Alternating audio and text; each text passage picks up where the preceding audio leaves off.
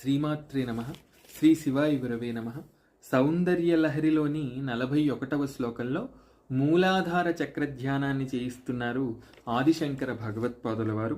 ఇది పృథ్వీతత్వ సంబంధితమైన చక్రమని భక్తులు గ్రహించగలరు. తవాధారే మూలే సహ సమయయా లాస్యపరయ నవాత్మానం మన్యే నవరస మహాతాండవ నటం ఉభాభ్యామేతాభ్యాం ఉదయ విధి ముద్దిశ్య దయయా సనాదాభ్యాం జజ్ఞే జనక జననీమజ్జగదిదం. అమ్మా, నీ యొక్క మూలాధార చక్రంలో నీవు అయ్యవారు ఇద్దరు కూడా కులువై నర్తిస్తున్నారమ్మా నిరంతరం. నీవు లాస్యరీతిని అవలంబించావు, అయ్యవారు నవరసభరితమైన తాండవ రీతిని అవలంబించారు. వెరసి ఇద్దరు కలిసి నర్తిస్తున్నారు.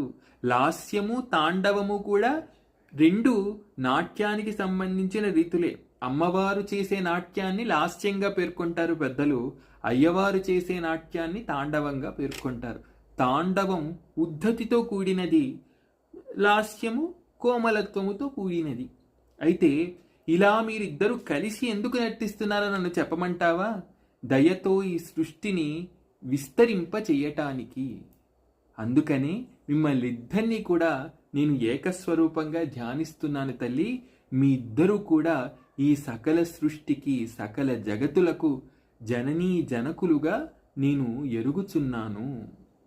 ఈ చక్రంలో కొలువైన పార్వతీ పరమేశ్వరుల పేర్లు సమయాంబ నటేశ్వరులు. పేరుకు తగ్గట్టుగానే సమయాచారాన్ని ప్రస్తావిస్తున్నారు ఇందులో. అంటే అయ్యవారిని అమ్మవారిని ఒకేసారి ధ్యానిస్తూ ఇద్దరినీ ఒక్కటిగా తలసుకొనుటే కదా సమయాచారం. మరి అయ్యవారు తాండవం చేస్తున్నారు అంటే ఆయన నటరాజు, ఆయన నటేశ్వరుడు. వెరసి ఇద్దరూ కూడా సమయాంబ నటేశ్వరులు. శ్రీమాత్రే నమ. శ్రీ శివాయ గురవే నమ. మరొక్క గమనిక, ఇప్పటి వరకు మనం చెప్పుకున్న 41 శ్లోకాలు సౌందర్యలహరిలోని మొదటి విభాగం కిందికి వస్తాయి. ఇంతవరకు శ్రీ విద్యలోని అనేక సాంకేతిక మర్మాల గురించి ఈ 41 శ్లోకాలలో విస్తారంగా చెప్పుకొనటం జరిగింది. ఇకపై రానున్న 59 శ్లోకాలలో కూడా అమ్మవారి ధ్యానాన్ని రసరమ్యమైన రీతిలో భక్తుల చేత చేయించబోతున్నారు ఆదిశంకర భగవత్పాదుల వారు. శ్రీమాత్రే నమ. శ్రీ శివాయ గురవే నమ.